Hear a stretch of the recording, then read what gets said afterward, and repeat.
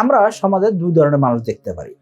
এক ধরনের মানুষ সমস্যাকে মোকাবেলা করতে পছন্দ করে থাকেন, আরেক ধরনের মানুষ সমস্যা আসলে নিজেকে ছোট মনে করতে থাকেন বা বলতে থাকেন যে আমার কপালে কেন এত সমস্যা আসে বা আমার কাছে কেন এত সমস্যা আসে। তার মানে উনি সমস্যাকে ভয় পাইতেছেন।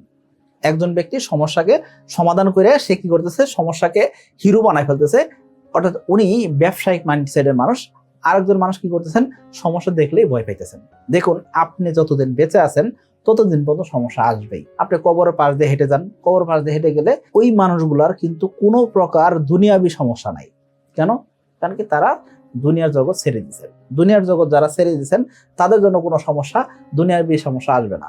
আখিরাতের সমস্যা যারা আমরা ইসলাম ধর্মের মানুষ তারা আমরা বিশ্বাস করি যে আখিরাতের বা মৃত্যু পরবর্তী জীবনের যে হিসাব নিকাশ আছে সেগুলো তো চলবেই, কিন্তু দুনিয়াবি সমস্যা কিন্তু শেষ হয়ে গেছে। তো আপনি যতক্ষণ নিঃশ্বাস নিতেছেন, যতক্ষণ বেঁচে আছেন, ততক্ষণ আপনার জীবনে সমস্যা আসবেই। এখন আপনি যদি সমস্যাকে হিরো বানায় ফেলতে পারেন, সমস্যার সমাধান যদি আপনি করে ফেলতে পারেন, সমস্যার সমাধান এ দিয়ে হচ্ছে না, বি নাম্বার সলিউশন দিয়ে করার চেষ্টা করবেন, সেটা দিয়ে হচ্ছে না, 3 নাম্বার স্ট্র্যাটেজি ফলো করেন, এরকম নানান ধরনের স্ট্র্যাটেজি ফলো করে আপনি সমস্যার সমাধান করতে পারতেছেন, তার মানে কি আপনি সমস্যাটাকে হিরো বানায় ফেলতে পারতেছেন। আপনার এখান থেকে আর্নিং হবে, আপনি এখান থেকে বড় হতে পারবেন। কিন্তু আপনি যদি সমস্যা দেখে মনে করেন যে আমার কপালে কেন সমস্যা আসে বা আমার কাছে কেন সমস্যা আসে, তার মানে আপনি বড় হইতে পারবেন না, আপনার গ্রোথ থেমে যাবে, আপনি একটা জায়গায় আটকে যাবেন। দেখুন, আপনার সামনে বড় করে একটা বিলবোর্ডে লিখে দেওয়া আছে। কি লেখা আছে? যে শুধুমাত্র যারা 5 ফিট 5 থেকে 5 ফিট 10 ইঞ্চি সাইজের মানুষ তারা কি করতে পারবে, আজকের জন্য এই দোকান থেকে তারা ফ্রি প্রোডাক্ট নিতে পারবে। এখন আপনি এই লেখাটা দেখলেন কিন্তু পাশ কাটে চলে গেলেন। কারণ কি? কারণ এই লেখাটা ছিল উর্দুতে অথবা লেখাটা ছিল চাইনিজ ভাষাতে। এখন চাইনিজ ল্যাঙ্গুয়েজ তো আপনি জানেন না, উর্দু ল্যাঙ্গুয়েজ আপনি জানেন না, সো আপনি শুধুমাত্র বাংলা লেখাপড়া জানেন বা অথবা ইংলিশে লেখাপড়া জানেন। এখন ডিসকাউন্ট কিন্তু ছিল আপনার জন্য। কি কারণে? কারণ কি আপনি 5 ফিট 5 থেকে 5 ফিট 10 ইঞ্চি সাইজের মানুষের ভিতরে পড়েন। সো আপনি চাইলে কিন্তু এই দোকান থেকে ফ্রিতে প্রোডাক্ট নিতে পারতেন, কিন্তু আপনি নিতে পারেন না। কেন? কারণ কি আপনার এই ভাষা সম্পর্কে বা এই ল্যাঙ্গুয়েজ সম্পর্কে কোনো ধারণা নাই। তার মানে অপরচুনিটি কিন্তু আপনার সামনে আসছে, কিন্তু আপনি অপরচুনিটির সমাধান জানেন না। কি কারণে? কারণ কি এই ভাষা সম্পর্কে আপনার কোনো ধারণা নেই, এই ভাষা সম্পর্কে আপনার কোনো নলেজ নাই। সো এই জন্য বলবো যে আসলে সমস্যার সমাধান কিন্তু ছিল। কি ছিল? আপনি ওই ল্যাঙ্গুয়েজ যদি জানতেন তাহলে আপনি একটা বড় জিনিস গিফট পাইতেন। ধরুন ওই দোকানে হয়তো বা কি করতেছে, আইফোন দিচ্ছে, বা ওই দোকানে হয়তো বা দেখা যাচ্ছে কি আজকে 50 কেজি করে চাল দিচ্ছে।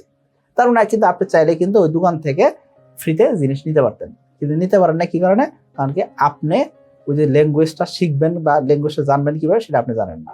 এখন দুনিয়া তো আধুনিক হয়ে গেছে। আপনি চাইনিজ ল্যাঙ্গুয়েজ দেখছেন, আপনি এটাকে জাস্ট ট্রান্সলেট করে নেন, আপনি জাস্ট একটা ক্যামেরা ধরলেন, অটোমেটিকলি আপনাকে কি করে দিবে, ল্যাঙ্গুয়েজটা ট্রান্সলেট করে বাংলায় করে দিচ্ছে। যে কোনো ল্যাঙ্গুয়েজটা বাংলায় করতে পারতেছে, ইংলিশে করতে পারতেছেন, অর্থাৎ আপনি নানান ভাবে কিন্তু সমস্যার সমাধান করতে পারতেন। কিন্তু আপনি দেখছেন কি ওই দোকানে অনেক মানুষ ভিড় ধরে আছে, অনেক মানুষের লাইন ধরে আছে। কি কারণে? তারা এরকম প্রোডাক্ট নিচ্ছে, কিন্তু আপনি জানেন না। তাদের সাথে যদি আপনি ডিসকাস করেন না, আপনি জানেন না যে কি কারণে তারা এই প্রোডাক্টগুলো নিতেছে বা ফ্রিতে নিতেছে নাকি টাকাতে নিচ্ছে, সেটা আপনি জানেন না। সমস্যাটা কোথায় ছিল? আপনার নিজের ভিতরে কি ছিল, যে আপনি ল্যাঙ্গুয়েজটা জানতেন না। ল্যাঙ্গুয়েজের একটা ব্যারিয়ারের কারণে আপনি একটা অপরচুনিটি মিস করতেছেন। সো আপনি আপনার কপালকে নিজে দোষ না দিয়ে আপনি কি করতে পারতেন, সমস্যার সমাধান খুঁজে বের করার চেষ্টা করতে পারতেন। এখন আপনি বলতেন ভাই আমার তো এরকম সমস্যা ছিল না, আমার তো এরকম অফারের জিনিস নেওয়ার দরকার নেই, তো আমি এই জন্য অ্যাভয়েড করে গেছি। ওকে, সেটা আলাদা বিষয়, কিন্তু আপনি চাইলে কিন্তু অপরচুনিটিটা গ্রেব করতে পারতেন, তাই না? এখন দেখুন, এক বেচারা গেছে চশমার দোকানে। কি কারণে? উনি গিয়ে দেখতেছেন কি চোখের ডাক্তার সাহেব যিনি আছেন উনি চোখের পাওয়ার টেস্ট করতেছেন। একজন রোগী অলরেডি ভিতরে আছেন, ওনাকে কি করা দিচ্ছে, এই যে চশমাটা পরাই দেওয়া হয়েছে, চশমা পরাই দিয়ে পাওয়ার টেস্ট করা হচ্ছে। প্রথমে একটা পাওয়ার দেওয়া হলো, ধরেন 25 পাওয়ার দেওয়া হয়েছে। তো 25 পাওয়ার দিয়ে দেখলেন কি উনি দেখতে পারতেছেন না, স্পষ্ট না। তারপর কি করলো, আরো 25 পাওয়ার দেওয়া হলো।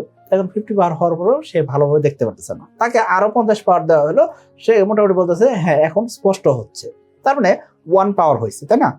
এনাকে কি করলো, আরো 25 পাওয়ার দেওয়া হলো, অর্থাৎ 125 যখন পাওয়ার হয়েছে সে বলতে হ্যাঁ স্পষ্ট আমি লেখা দেখতে পাচ্ছি। কি কি লেখা আছে?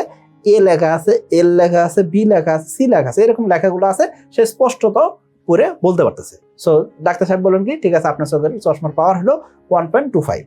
তো উনি নিয়ে সুন্দর করে চলে গেলেন। এখন যেই ব্যক্তি বসে বসে এই যে চোখের চশমার পাওয়ার দিয়ে দেখতেছিলেন, উনি এখন ঢুকলেন ডাক্তার সাহেবের কামরাতে। এখন ডাক্তার সাহেব কি করলেন, ওনাকেও একইভাবে টেস্ট করা শুরু করলেন। প্রথমে 0.5 দিলেন, তারপর আরো 0.5 দিলেন, এভাবে বাড়াইতে 4 পাওয়ার পর্যন্ত করলেন। কিন্তু তারপর দেখা যাচ্ছে কি উনি আলটিমেটলি বলতেছে না উনি পড়তে পারতেছেন না বা উনি দেখতে পারতেছেন না। এখন ডাক্তার সাহেব একটু কনফিউশনে গেলেন যে ইনার এত চোখের পাওয়ার তো হওয়ার কথা না, 4 পাওয়ার দেওয়া হয়ে গেছে, এখনো এই বেচারা দেখতে পারতেছে না, চশমা ভারী করে ফেললেন তারপরেও দেখতে পারতেছে না। তো ওনাকে জিজ্ঞেস করা হলো যে আপনি কি লেখাপড়া জানেন? না আমি তো লেখাপড়া জানি না, আমি তো কোনো অক্ষর চিনতেছি না। এখন দোষটা কি ডাক্তার সাহেবের ছিলেন নাকি এই প্রসেসটাই ছিল?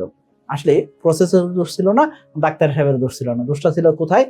ওই বেচারার ভিতরে তো ওইটুকু নলেজ থাকতে হবে যে এইটা এ, এটা বি, এটা সি, এটাকে এল বলে। অর্থাৎ ল্যাঙ্গুয়েজ যে শিখবে, ল্যাঙ্গুয়েজটা শেখার মতন তার তো নলেজটা রাখতে হবে।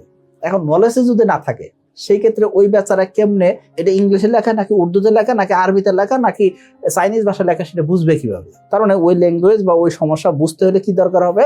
ওইরকম জ্ঞান থাকতে হবে। তো আমরা জ্ঞান যদি না রাখি সেক্ষেত্রে কখনোই সমস্যাকে মোকাবেলা করতে পারবো না। এখন আপনি বলতে পারেন এই যে আপনি কথাগুলো বললেন যে আপনার জীবনে সমস্যা আসে কিনা? প্রত্যেক মানুষের জীবনে সমস্যা আসে, এবং কি যারা ব্যবসায়ী মানুষ তারা সবসময় চিন্তা করে কি আমার জীবনে কেন সমস্যা আসতেছে না, আমার ব্যবসা প্রতিষ্ঠানে কেন সমস্যা আসতেছে না। কেন? সমস্যা যত থাকবে তত আমি সার্ভিস দিয়ে তত ইমপ্রুভ করব, তত বেশি ডেভেলপ করব, তত বেশি আমার কাস্টমার তৈরি হবে, তত বেশি ব্যবসা গ্রো করবে। অর্থাৎ ব্যবসায়ীরা সবসময় চায় কি সমস্যা আসুক, সমস্যা দেখে তারা কখনো ভয় পায় না। হ্যাঁ, কিছু জিনিস ডিস্টারবেন্স থাকে সেটা দেখে অবশ্যই ব্যবসায়ীরাও কিন্তু মানে কষ্ট পায় বা তাদের ফিলিংস আছে, তাদের ইমোশন আছে, সেই দেখে তো অবশ্যই হবে। কিন্তু অ্যাকচুয়ালি সমস্যা যদি সমাধান না থাকে, ধরুন আমাদের একটা কোম্পানি রয়েছে সফটওয়্যার কোম্পানি, এই কোম্পানি কি করে থাকে বিভিন্ন ধরনের সফটওয়্যার বিক্রি হয়ে থাকে। স্কুল ম্যানেজমেন্ট সফটওয়্যার আছে, আপনার ছোট একটা দোকান আছে সেই দোকানের ম্যানেজমেন্ট সফটওয়্যার আছে, রেস্টুরেন্ট সফটওয়্যার আছে, এরকম সফটওয়্যার আমরা বিক্রি হয়ে থাকি। এখন আপনার দোকানে আপনি নিয়মিত বসেন, আপনার কাছে নিয়মিত হিসাব নিকাশ রাখার চেষ্টা করতেছেন, আপনি নিয়মিত হিসাবগুলো রাখেন। এখন আপনার এরকম 10টা দোকান হয়ে গেছে, এখন 10টা দোকানের হিসাব তো আপনি একসাথে রাখতে পারতেছেন না। এই ক্ষেত্রে আপনি কি করলেন? আপনি আমাদের কোম্পানির একটা ইআরপি সিস্টেম কিনলেন অথবা পস সিস্টেম কিনলেন, অথবা আপনি ইনভেন্টরি ম্যানেজমেন্ট সফটওয়্যার কিনলেন। আপনি এক জায়গায় বসে থেকে 10টা দোকানের হিসাব নিকাশ দেখতে পাচ্ছেন, কোন দোকানে কত টাকা বেচা বিক্রি হলো সবকিছু আপনি হিসাব নিকাশ রাখতে পারতেছেন। এখন এর মাধ্যমে কি হইতেছে? আপনার একটা সমস্যা ছিল কি 10টা দোকানের সমস্যা আপনি একসাথে সমাধান করতে পারতেছেন একটা সফটওয়্যারের মাধ্যম দিয়ে। এখন সমাজে যদি এরকম সমস্যা নাই থাকে সেক্ষেত্রে কি কোনো সমাধান লাগবে? কোনো ধরনের তো সমাধান লাগবে না। তার মানে সমাজে এরকম সমস্যা আছে, হিসাব রাখা কঠিন জিনিস। এই হিসাব রাখা যেহেতু কঠিন জিনিস, এটার একটা সমাধান কি ইআরপি সফটওয়্যার, এটা একটা সমাধান কি হতে পারে? পস সফটওয়্যার, তাই না? সো আপনার একটা স্কুল আছে, এই স্কুলে 500 জন ছেলে মেয়ে পড়াশোনা করে। এখন এই ছেলে মেয়েরা সঠিক সময় ওই স্কুলে উপস্থিত হইতেছে না, অথবা তারা বেতন দিবে, সেই কে বেতন দিচ্ছে কে বেতন দেয় না, কতজন বেতন দিচ্ছে, কত টাকা বেতন দিচ্ছে, এই হিসাবগুলো আপনার রাখবেন। এখন রেগুলার আপনার ডাটাবেস রাখতেছেন কি একটা টালি খাতার ভিতরে, এটা আপনার কঠিন জিনিস। আপনি এক ক্লিকে সকল জিনিস দেখতে চান, সেই জন্য কি দরকার? একটা সলিউশন দরকার, তাই না? তো এই সলিউশনটা আপনি পাইতেছেন কোথায়? একটা স্কুল ম্যানেজমেন্ট সফটওয়্যারের মাধ্যম দিয়ে। এখন সমাজে এই একটা স্কুলে ধরেন ছাত্রছাত্রী নেই, তার মানে সমস্যাই নেই। সমস্যা যদি না থাকে সেক্ষেত্রে সমাধানটা কি হবে? আশা করি বুঝতে পারছি।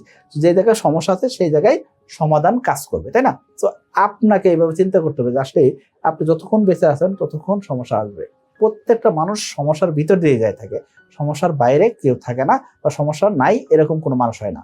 হয়তো বা কেউ সমস্যাকে দেখাইতেছে, কেউ দেখাচ্ছে না। আশা করি আপনাকে বুঝতে পারছি। সো আপনি নিজের কপালকে দোষারোপ না করে আপনি চিন্তা করেন আপনি একজন ব্যবসায়ী, সো আপনার জীবনে এরকম সমস্যা আসবে। আপনি একজন চাকরিজীবী, তার মানে মাসে শেষে আপনি একটা বেতন পাচ্ছেন, ঠিক আছে, কিন্তু ওই সমস্যার সমাধানগুলো কিন্তু আপনি প্রত্যক্ষ অথবা পরোক্ষভাবে সমাধান করতেছেন। তার মানে প্রতিটা ক্ষেত্রে সমস্যা আসবে। আশা করি বুঝতে পারছি। সকলে ভালো থাকবেন, সুস্থ থাকবেন। আসসালামু আলাইকুম।